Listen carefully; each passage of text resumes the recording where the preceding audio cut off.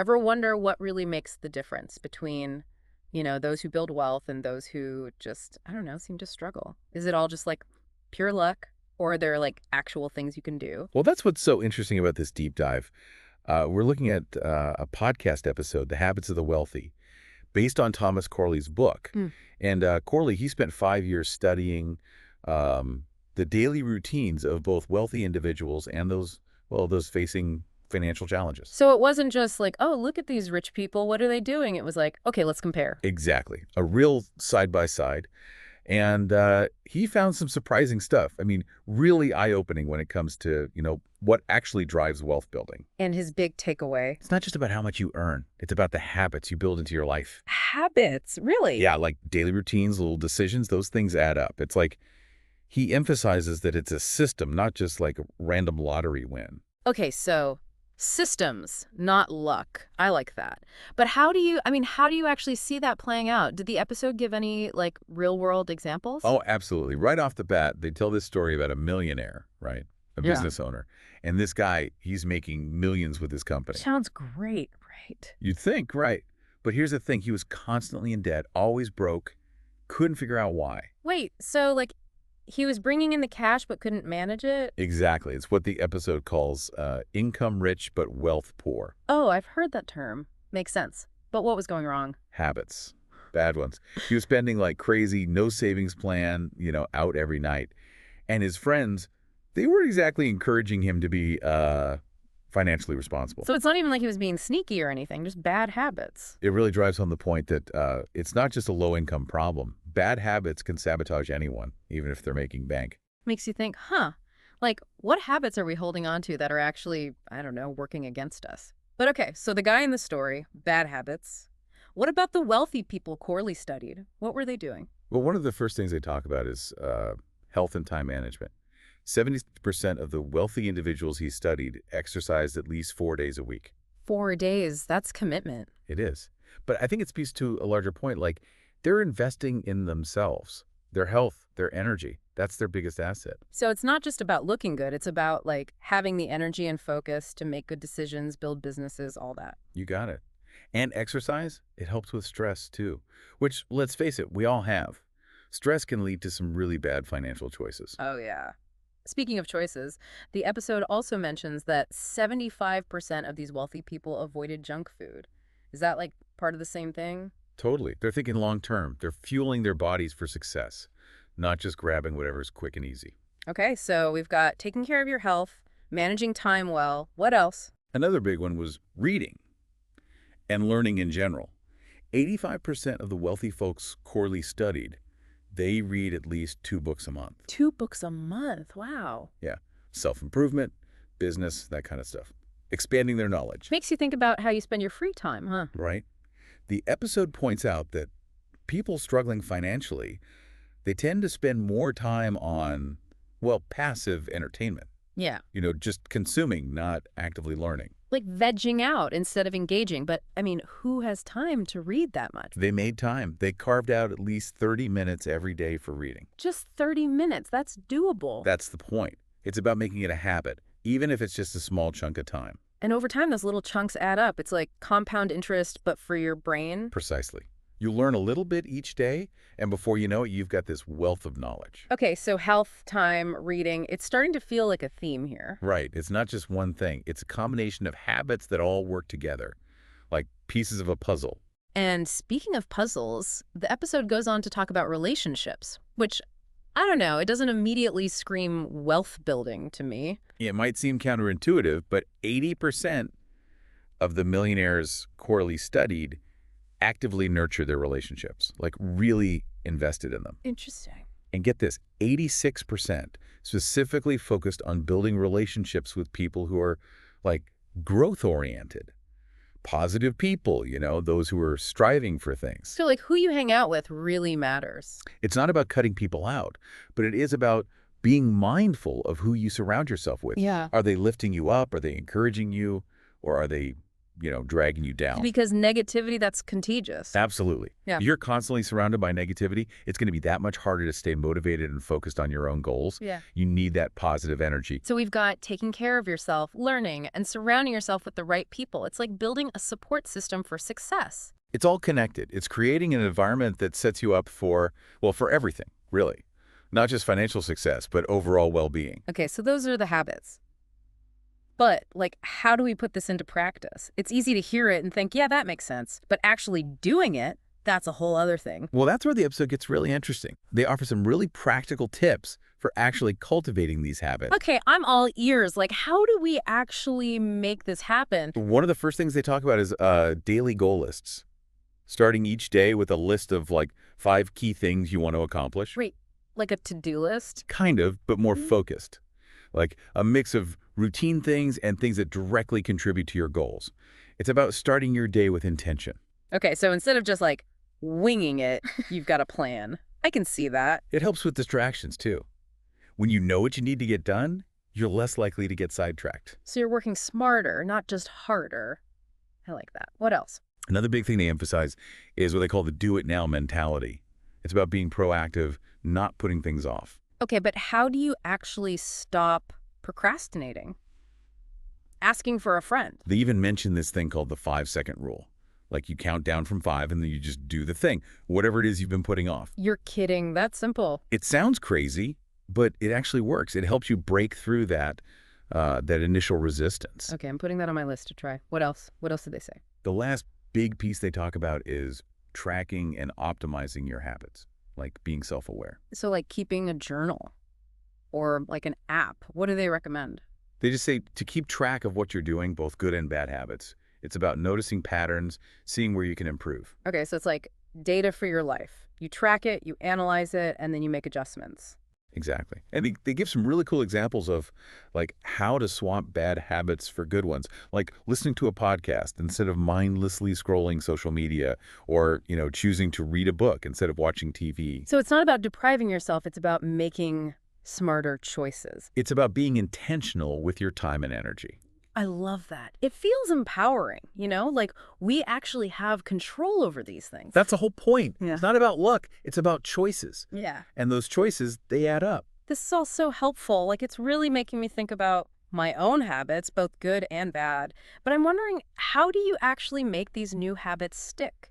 It's one thing to start, but staying consistent, that's tough. That is the million-dollar question, isn't it? Yeah. And that's actually where we'll pick things up in part 2 of this deep dive. It's like we can have all the best intentions in the world, right? But actually changing our behavior, sticking to those new habits, that's where it gets tricky. So where do we even start? Did the episode have any tips? Like, how do we actually bridge that gap between, knowing what to do and actually doing it? Well, they made this really interesting point about understanding, like, the why behind our current habits. Like, why are we doing the things we're doing, even if we know they're not good for us? It's like, I want to exercise more, but then you don't, so why not? Exactly. We need to dig a little deeper, figure out what's really going on. Okay, so self-reflection is step 1. Get to the root of the problem. What then? Well, once you understand the why, then you can start to, like, address those underlying issues. Maybe it's a lack of time where you're just feeling overwhelmed. Maybe you haven't found an exercise you actually enjoy. Okay, so you figure out what's holding you back. Then what? Then it's about setting realistic goals. Like, don't try to change everything overnight. So like baby steps. Exactly. Start small. Instead of trying to hit the gym 5 days a week, maybe commit to 2, or even just a 20-minute walk each day. It's about making it feel doable, right? Not like this huge, overwhelming thing. Right. And it's the same with any habit. Want to read more? Start with 1 chapter a day. Don't try to overhaul your entire social circle overnight. Just focus on connecting with one inspiring person each week. Small wins build momentum. I like that. What else can we do to help us stay on track? Accountability is huge. Having someone to share your goals with, someone who can check in on you and offer encouragement, it can make a world of difference. Oh, it's like having a cheerleader in your corner. More than that, right? It's about having someone who understands what you're trying to achieve and is willing to support you through the tough times. Did they talk about any specific ways to build in that accountability? It doesn't have to be anything formal. It could be a friend, a family member, a mentor, or even an online community. The important thing is to find someone who's on the same page as you. Which, makes me think back to what we were talking about earlier, surrounding yourself with the right people. It all ties together, doesn't it? The people we spend time with have a huge impact on our mindset and our behavior. It's like if you're hanging out with people who are constantly negative or, not striving for anything, it's going to be that much harder to stay motivated yourself. Right. You want to be around people who are positive, who are growing, who are pushing you to be your best self. It's contagious. So we've got self-reflection, setting small goals, accountability, surrounding ourselves with the right people. Anything else? Any other golden nuggets of wisdom from the episode? They talked a lot about the importance of patience and self-compassion, like building new habits. It takes time. You're not going to be perfect overnight. Yeah, it's easy to get discouraged when you slip up or things don't go exactly as planned. That's why self-compassion is so important. You're going to make mistakes. You're going to have setbacks. It's part of the process. It's not about being perfect, it's about progress. Exactly. The key is to, acknowledge those setbacks, learn from them, and then get back on track. Don't let one slip up derail your entire journey. Yeah. Yeah, I like that. But I think it would be helpful for our listeners to hear some real life examples. Yeah. Have you ever struggled with a habit you were trying to change? Oh, absolutely. I mean, who hasn't? For me, I've always been a bit of a night owl. I love staying up late, working or reading. Oh, I'm totally a night owl too. It's so peaceful. It is. But I realized it was starting to, affect my energy levels during the day. I was feeling sluggish, not as focused, and it was becoming a problem. So you realized that this habit, even though you enjoyed it, wasn't really serving you anymore. Exactly. I knew I needed to make a change, but the thought of becoming, a morning person, it just felt impossible. So what did you do? Well, instead of trying to change everything overnight, I decided to, gradually shift my schedule. I started by moving my bedtime up by just 15 minutes each week. Smart. It took some time to adjust, but eventually I was able to create a more consistent sleep schedule. It wasn't easy, but it was worth it. So now you're getting enough sleep and you have more energy during the day. That's awesome. Did it make a difference in your A work? huge difference. I'm more focused, more productive, and I just feel better overall. It's amazing how something as simple as changing your sleep schedule can have such a ripple effect. That's a great example of how even small changes can make a big impact. It's inspiring, honestly. Makes me think about what small changes I could make in my own life. Well, I'm curious, what's one habit you're thinking about working on? Actually, one thing that's been on my mind is relationships. I've been meaning to be more intentional about, staying connected with people. Oh, yeah, I hear that. It's so easy to let those, really important connections slip when you're busy. It is. And this episode really highlighted how those relationships, they're not just good for you personally, but they can actually contribute to your financial success too. Right. It's like having that support network, those people who inspire you, it makes a difference. Big time. But how do you actually make that shift? Go from, good intentions to actually nurturing those relationships. Yeah, it's one thing to say you'll make more of an effort, but then life gets in the way. Totally. So what do we do? How do we make it happen? Well, one thing that works for me is actually scheduling it in, Right. literally blocking out time in my calendar for connecting with people. Wait, really? Like a meeting with your friend? It might sound a little weird, but it works. Just like you'd schedule a work meeting or a doctor's appointment, you put it in your calendar. That way, it doesn't get forgotten. So you're being proactive about it instead of just waiting for it to happen. Exactly. And it doesn't have to be this big elaborate thing. It could be a quick phone call, a coffee date, even just sending a thoughtful text. It's about making the effort, even if it's small. Right.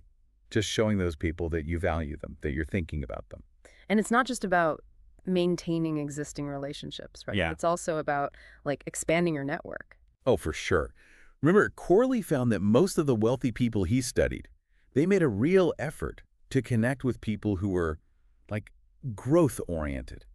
Mentors, collaborators, people who could help them learn and grow. So it's being strategic about who you surround yourself with.